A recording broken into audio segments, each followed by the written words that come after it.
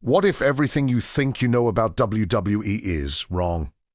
What if this billion-dollar entertainment empire wasn't built on wrestling at all, but on psychology, media strategy, corporate control, and branding mastery? Most people remember iconic moments like Hulk Hogan ripping his shirt, or WrestleMania pyrotechnics, or the Attitude Era Rebels. But those are the symptoms, not the cause, of WWE's financial rise. WWE didn't become a billion-dollar brand because wrestling became more real. It became a billion-dollar brand because it learned how to engineer attention, manufacture icons, leverage media, and create emotional investment on a global scale. This is not about scripted grappling inside a ring. This is about how a business transformed spectacle into global valuation. Professional wrestling in the United States was a regional live show business. Throughout the mid-20th century, promoters controlled local territories. The industry was fragmented. Live ticket sales and small TV windows supported survival, but there was no unified national product. In 1980, a visionary took a different path.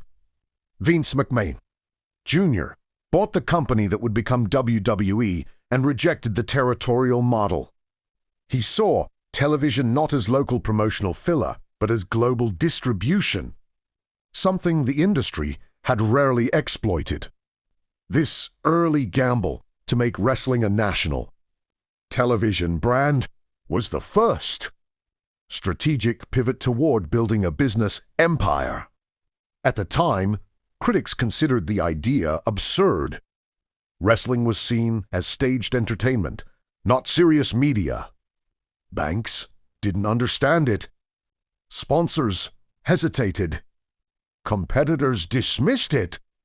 But perception, as WWE would eventually prove, could be shaped. Expanding nationally was not merely a business decision. It was a psychological battle. Traditional promoters said McMahon was destroying the art form. They said national expansion would dilute local loyalty. They said audiences would reject it. And early reactions were mixed. With a national product, WWE faced resistance from loyal regional fans, broadcast stations hesitant to air weekly programming. A perception problem. Is this sport or scripted entertainment? The risk of alienating older wrestling audiences who preferred older formats. But WWE pushed forward. It took its product into national syndication, signing talent from across territories. Not to preserve local stories, but to create brand consistency. This period of psychological resistance was vital. It forced WWE to think about emotional connection rather than athletic competition. McMahon figured out something essential.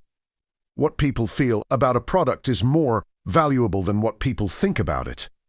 This truth would form the core of WWE's branding philosophy. The breakthrough didn't come from matches. It came from superstar branding. Hulk Hogan wasn't the best technical wrestler of his time, but he was a cultural symbol.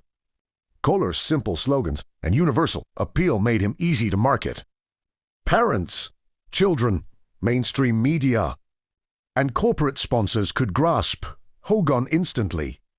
Hogan wasn't just a wrestler. He was a recognizable persona. That was the moment WWE realized it wasn't selling wrestling matches. It was selling emotional identity. People see themselves in the stories, or aspire to the persona, or feel connected through larger cultural symbols. And with this realization came WWE's first real leap towards scalable revenue. Media rights deals. WWE was one of the first entertainment companies to treat weekly broadcast time as a valuable media asset. Networks pay premiums for live content that resists time shifting, and ads can't be skipped. WWE's weekly shows became reliable live programming for cable networks. These deals generated guaranteed, recurring revenue, far more predictable and lucrative than live gate receipts. This shift, from event gate revenue to media rights revenue, is one of the clearest indications that WWE wasn't a sport. It was entertainment content, branding and superstar strategy. From Hogan to the Attitude Era, icons to modern main eventers. WWE didn't just build characters, it engineered personas for mass appeal. Catchy phrases, trademarkable slogans, replicable merchandise designs, action figures, video games. Each component became a revenue stream tied to personality and perception, not athletic competition. Superstars were marketed like Hollywood IP intellectual property. Merchandising model. Merchandise historically padded revenue in entertainment, but WWE turned it into a systemic engine. Shirts, accessories, posters, collectibles. Every fan touchpoint reinforced emotional investment. Merchandise was not an add-on. It was brand reinforcement multiplied by revenue. Scarcity strategy. WWE learned one economic truth. When exposure is limited, desire increases. Contrary to common assumption, WWE didn't oversaturate top stars. Part-time appearances, long title reigns, and rare major event moments created scarcity value, boosting viewership, event buys, and merchandise demand. Corporate growth e public trade. In 1999, WWE went public. This didn't just change its financial status. It changed its corporate DNA. Suddenly, creative decisions needed to align with investor expectations, stock performance, and quarterly growth.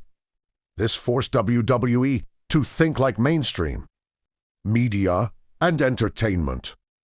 Corporations, not sports promoters. Now, every event, broadcast deal, partnership, and brand extension was evaluated through financial ROI. WWE learned how to engineer dominance by controlling narrative. It didn't matter if critics called wrestling fake. WWE didn't compete with reality. It competed with attention. Weekly programming gave people something habitual to watch. Annual events like WrestleMania became cultural tentpoles, annual must-see spectacles. Unlike sports, where outcomes matter, debut emotion lupis were about narrative arcs, characters, betrayals, triumphs, and transformations. This emotional investment became loyalty. Critics dismissed it as shallow entertainment. WWE benefited from it anyway. Controversy wasn't a setback, it was engagement. WWE deliberately blurred the line between reality and storyline. Public drama, contractual disputes, injuries, backstage tension, all fed into fan perception. Engagement increased. Attention increased. Revenue increased. WWE didn't just become a business. It became part of American popular culture. Parents introduced children to it. Iconic phrases entered the mainstream. WrestleMania became comparable to major sports finales. Global tours expanded its audience base. Cross-media appearances elevated its superstars into recognizable cultural symbols. WWE's influence became generational, and generational fandom creates long-term brand loyalty, the kind that doesn't disappear when trends shift. WWE didn't become a billion-dollar brand because it perfected wrestling. It became a billion-dollar brand because it mastered the economics of perception. It turned attention into revenue, spectacle into identity, personality into IP, and routine into ritual. We did not accidentally attract billions of dollars. It engineered value at every step, psychologically, strategically, and structurally. In the modern entertainment economy, the companies that control the narrative control the market. WWE didn't just win matches. It captured minds, monetized emotion, and engineered dominance. And that is how a regional wrestling promotion became a global billion-dollar entertainment brand.